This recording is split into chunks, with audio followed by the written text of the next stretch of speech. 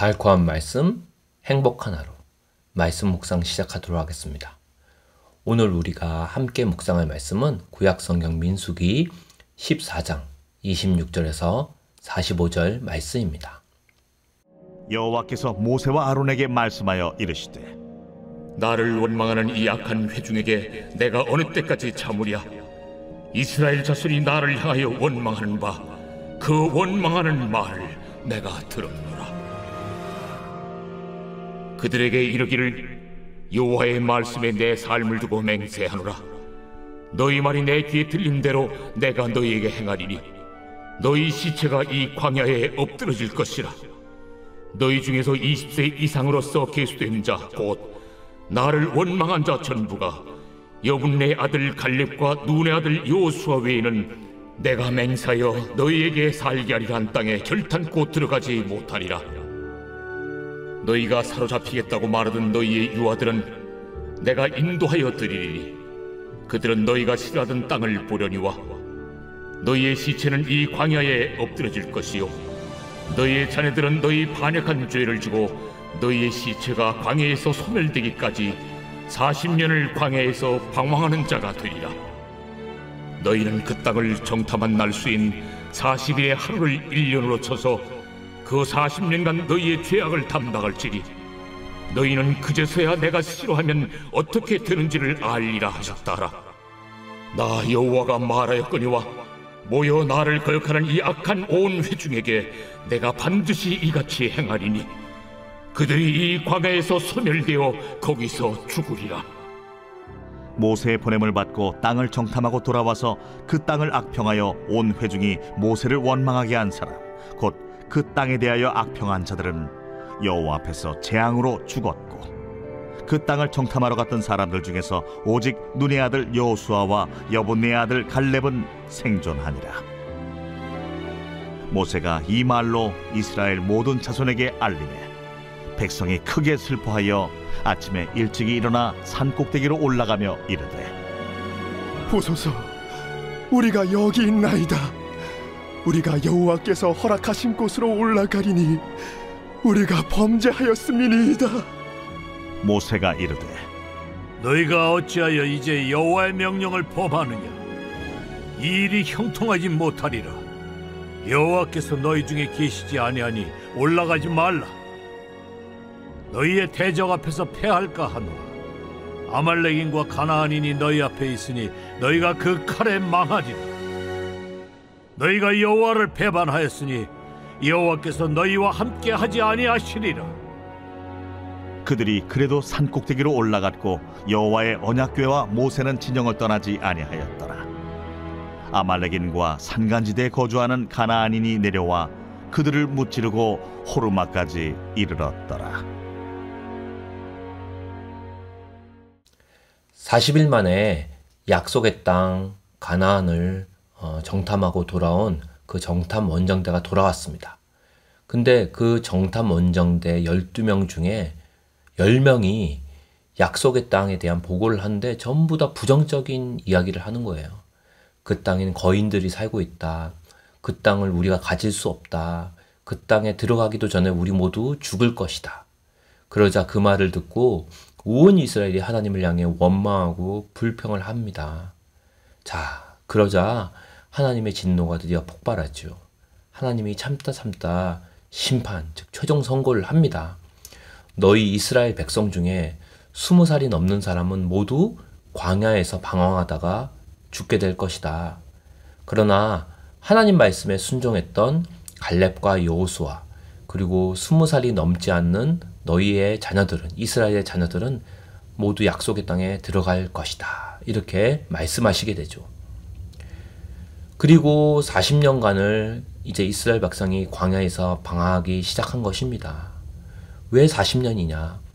약속의 땅을 정탐하러 간 그 12명 원정대의 정탐 기간이 40일인데 그 40일을 하루에 1년으로 쳐서 40년간을 이스라엘의 죄악을 담당하기 위해서입니다. 그 정탐 원정대 12명 중에 믿음의 보고를 한 사람도 있었죠. 바로 2명, 오직 여호수아와 갈렙만이 하나님이 약속하신 그 가나안 땅에 들어갈 수 있게 되었습니다. 그제서야 이스라엘 백성이 자신의 잘못을 깨닫게 되죠. 그리고 슬피 울면서 우리가 하나님께 범죄했다. 이제라도 가나안 땅으로 올라가겠다고 말을 합니다. 예. 근데 모세가 말하죠. 올라가지 마라. 하나님이 40년을 광야에서 방황하면서 살아야 한다고 이미 말씀하시지 않았느냐. 하나님이 이미 너희와 함께하지 않는다. 하나님 말씀에 또 이번에도 거역하면 실패와 죽음밖에 없다. 라고 말을 하죠. 그러자 이스라엘이 또 고집을 부리고 땡깡을 씁니다. 그리고 하나님이 이제 하나님이 이제 가나안 땅에 들어가지 못하고 40년을 방황하면서 지내야 된다고 말했음에도 불구하고 억지로 가나안 땅으로 올라가죠. 그러자 가나안 사람들에게 이스라엘 백성은 대패를 당합니다. 그리고 떼죽음을 당하게 되죠. 오늘 이 말씀을 보면서 우리가 성경의 일관된 원리를 알 수 있습니다.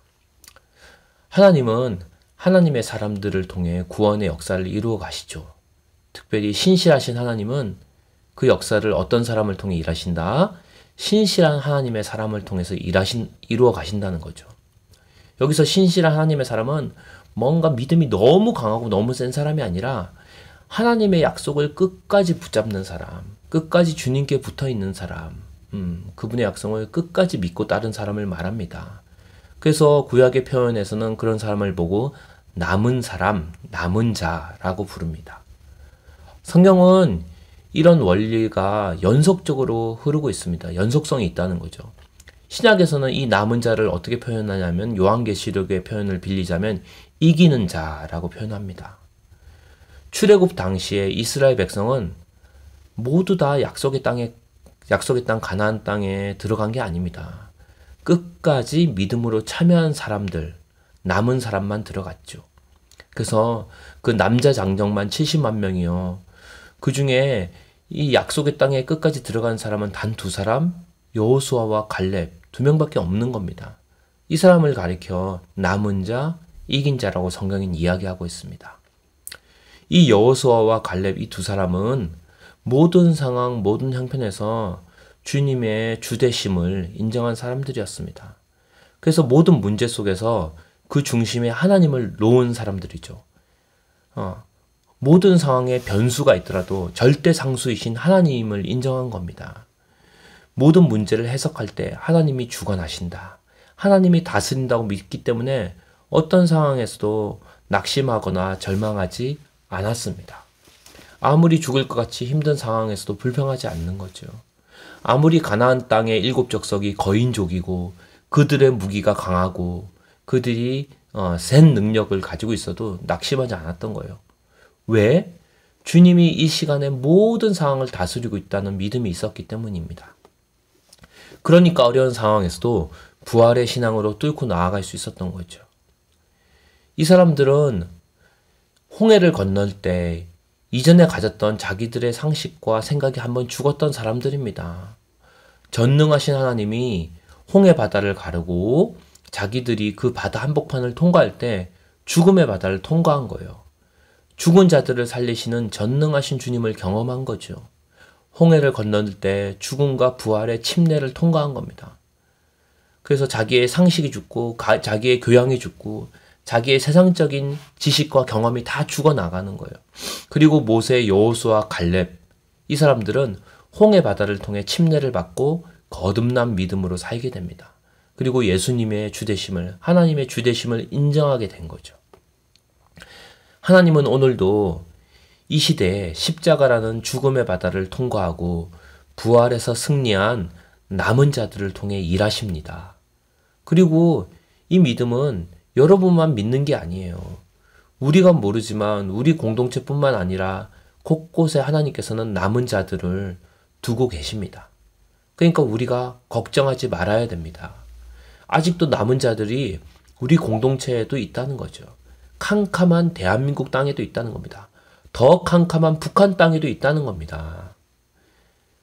예전에는 아궁이에 불씨를 보관하는 일이 매우 중요했죠. 그래서 아궁이의 불로 방에 불을 지피다 보니까 온기를 유지하다 보니까 불씨를 잘 보존하는 게 너무 중요했던 거예요. 그래서 두터운 잿더미 속에 남아있는 불씨가 들어있는 것을 우리 할머니들이 새벽에 가서 그 추운 겨울날 싸늘한 냉기가 도는 방에 군불을 지피러 나와서 다 식은 잿더미 속에서 약간 남은 불씨를 꺼내 다시금 불을 붙이면 금방 또 방이 뜨거워지곤 했습니다. 죄악으로 가득 찬 이 세상에서 어두캄캄하고 추운 이 세상. 근데 이 땅에 또 여전히 하나님의 남은 자들이 있다는 겁니다. 그리고 그들의 기도를 통하여 하나님은 세상에 부흥의 불, 구원의 불을 붙인다는 거죠. 그래서 이스라엘 백성, 다 죽어가는 이스라엘 백성을 위해 모세가 중보 기도하는 것처럼 우리의 중보 기도는 바로 남은 자들의 전쟁터라는 겁니다. 오늘 우리 공동체가 이 전쟁에서 끝까지 승리할 수 있도록 기도하길 원합니다. 결국 끝까지 남은 자는, 끝까지 이긴 자는 승리할 것이기 때문입니다. 영적 전쟁은 믿음이 센 게 중요한 게 아닙니다. 믿음이 조금 연약해도 부족해도 끝까지 믿는 게 더 중요하다는 거죠. 바라기는 우리의 가정, 우리가 속한 작은 교회, 그리고 이 땅의 교회들 가운데 한 사람도 낙오하지 않고 끝까지 남은 자가 되어 이 약속의 땅에 들어갈 수 있도록 전쟁을 끝까지 치르고 끝까지 서 있을 수 있도록 우리 그들을 위해 함께 기도하는 시간을 가지도록 하겠습니다.